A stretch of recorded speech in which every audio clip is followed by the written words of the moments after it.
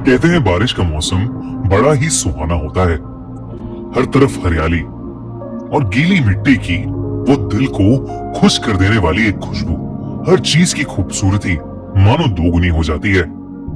आप कहीं भी जाओ, लगता है जैसे बारिश आपका पीछा ही कर रही हो। पर अगर आपका पीछा बारिश के अलावा कोई और भी कर रहा हो तो? ये कहानी 24 साल के वरुण की है। वरुण दिल्ली से मुंबई अपनी जॉब के सिलसिले में आया था। हालांकि उसे मुंबई की फास्ट लाइफ कुछ खास पसंद नहीं थी, पर वो अपने काम के लिए बहुत पैशनेट था। अपने करियर को एक नई सीढ़ी पर ले जाने के लिए वो कुछ समय के लिए मुंबई आया था। वरुण अक्सर अपने ऑफिस से लेट निकलता था, कभी कभी तो इतना लेट कि वो ऑफिस से निकलने वाला आखिरी इंसान होता था। ऐसी ही एक रात वरुण को ऑफिस में बैठे बैठे रात के 11 बज गए थे। वो अपना सामान पैक करके बिल्डिंग से बाहर निकला तो उसने देखा कि बहुत ही घमासान बारिश हो रही है। अब ना ही वरुण को कोई ऑटो रिक्शा मिल रहा था और ना ही कोई कैब।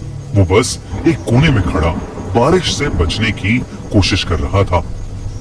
तभी अचानक से वरुण के सर पर बूंदें पड़ना बंद हो गईं। उसने सर उठाकर देखा तो उसके सर पर एक छाता था और वो छाता लिए उसके साथ ही एक आदमी खड़ा हुआ था। वरुण ने मुस्कुराकर उस आदमी को थैंक यू कहा, पर उस आदमी ने कुछ जवाब नहीं दिया। वो बस चुपचाप खड़ा रहा। वरुण ने फिर से उस आदमी से बात करने की कोशिश की। वरुण ने कहा, आपका बहुत बहुत शुक्रिया, आपके जैसे लोग बहुत ही कम मिलते हैं। इस पर उस आदमी ने कुछ सेकंड्स बाद अपनी चुप्पी तोड़ी और कहा, मेरा क्या है, मैं तो एक फकीर हूं। कल किसी और को मिला था, आज तुम्हें मिला हूं और कल किसी और को मिलूंगा। वरुण को उस आदमी की बात थोड़ी अजीब लगी। उसे लगा कि शायद वो आदमी नशे में है। वरुण तुरंत उसके छाते से निकलकर रोड पर चलने लगा, इस उम्मीद में कि शायद आगे उसे ऑटो मिल जाएगा। पर बारिश थी कि रुकने का नाम ही नहीं ले रही थी। बारिश में चलते चलते वरुण के पैर जैसे ही जमीन पर पड़ रहे थे तो एक आवाज आ रही थी, छपाक। पर कुछ दूर चलते ही वरुण ने नोटिस किया कि वो आवाज अब 2 बार आने लगी थी। मतलब उसके कदमों की आवाज के अलावा एक और कदमों की आवाज, मानो कोई उसके पीछे पीछे ही चल रहा हो। वरुण ने मुड़कर पीछे देखा तो उसके पीछे कोई भी नहीं था। वरुण के लिए ये पूरा शहर ही नया था। उसे रास्तों का इतना अंदाजा नहीं था, पर क्योंकि उसका घर ऑफिस के पास ही था तो वो जैसे तैसे पैदल ही अपने घर पहुंच गया। उस रात वरुण का रूममेट भी फ्लैट पर नहीं था। कुछ दिनों के लिए वो अपने घर गया था। वरुण अक्सर ऑफिस से आकर ही सो जाता था, पर आज का दिन कुछ अलग था। बिस्तर पर लेटा हुआ वरुण सोने की जितनी भी कोशिश करता, उसे नींद आने का नाम ही नहीं ले रही थी।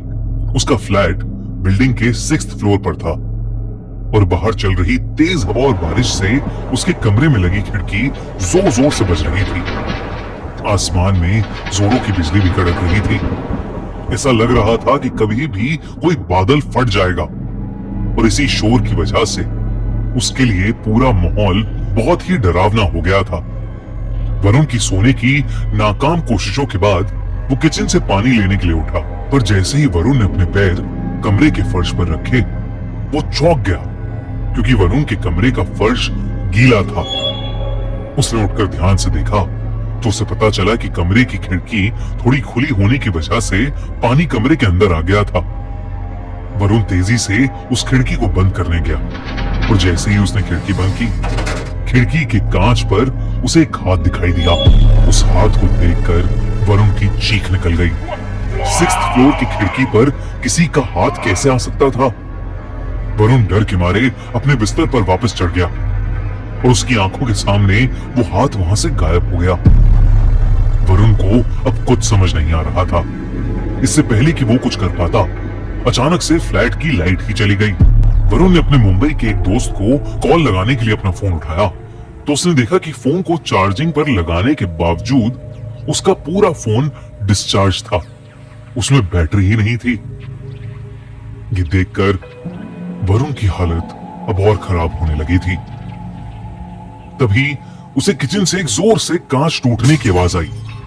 वरुण उठकर किचन में गया तो किचन के फर्श पर एक कांच की टूटी हुई बोतल पड़ी हुई थी। नजर घुमाकर देखने पर वरुण को किचन में एक काली बिल्ली दिखी।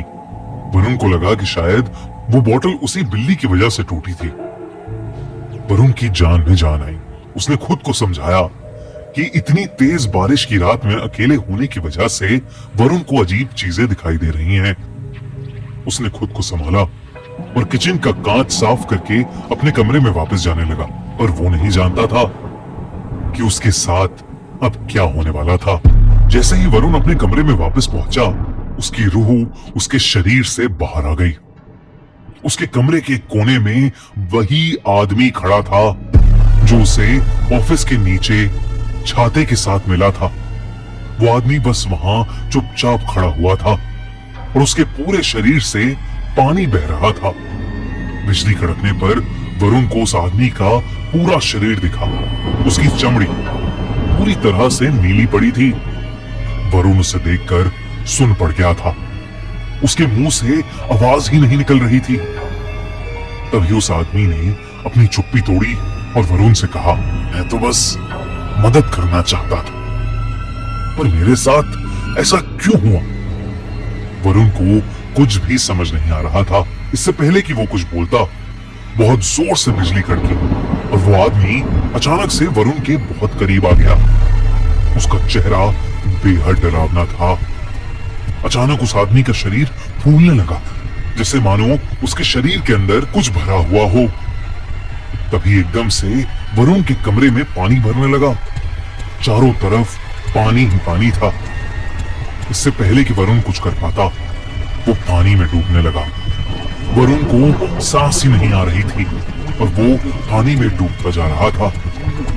अगली सुबह जब वरुण का रूममेट घर आया तो उसने वरुण को फर्श पर गिरा हुआ पाया। उसने जैसे तैसे वरुण को उठाने की कोशिश की तो वरुण के मुंह से बहुत सारा पानी निकला, जैसे उसे किसी ने समुंदर से निकाला हो। वरुण होश में आया और उसने अपने रूममेट को पूरी बात बताई। जब वो डूब रहा था तो वरुण को एक सपना आया, मानो वो उस आदमी की जिंदगी को देख पा रहा था। उसने देखा कि एक ऐसी ही रात जब बहुत बारिश हो रही थी, वो आदमी ऑफिस से अपने घर जा रहा था। बारिश इतनी तेज थी कि जगह जगह पर बहुत पानी भर गया था। वो आदमी ऑफिस के नीचे खड़ा ऑटो ढूंढ रहा था। तभी उसके पास आकर एक औरत खड़ी हो गई। कुछ देर बाद उस औरत को लेने एक गाड़ी वहां पर आई और गाड़ी में बैठते समय उस आदमी ने देखा कि उस औरत का दुपट्टा गाड़ी के दरवाजे से बाहर निकल रहा था। बस उस औरत को यही बताने के लिए वो आदमी उस गाड़ी के पीछे तेजी से गया और उसका पैर एक बहुत ही गहरे गड्ढे में पड़ गया। वो गड्ढा इतना गहरा था कि वो आदमी उसके अंदर डूबने लगा और इससे पहले कि कोई उसे बचा पाता, उसके लंग्स में पानी भर गया था और उसकी वहीं मौत हो गई। जब वरुण ने अपने ऑफिस के एरिया के पास जाकर लोगों से इस बारे में पूछा तो उसे पता चला कि कुछ साल पहले एक पतला बूढ़ा आदमी वहीं बारिश में गड्ढे में मर गया था। ये सुनकर वरुण का दिल दहल गया था। कल रात उसकी मुलाकात जिस आदमी से हुई थी वो वाकई उसी बूढ़े आदमी की आत्मा थी। वरुण ने अगले ही दिन अपनी फ्लाइट बुक की और वापस अपने घर दिल्ली चला गया। उस दिन के बाद से वरुण को वो इंसान कभी नहीं दिखा, लेकिन आज भी तेज बारिश होते ही वरुण घबराहट के मारे कपकपाने लगता है। अगर आपको ये वीडियो अच्छी लगी तो हमारा चैनल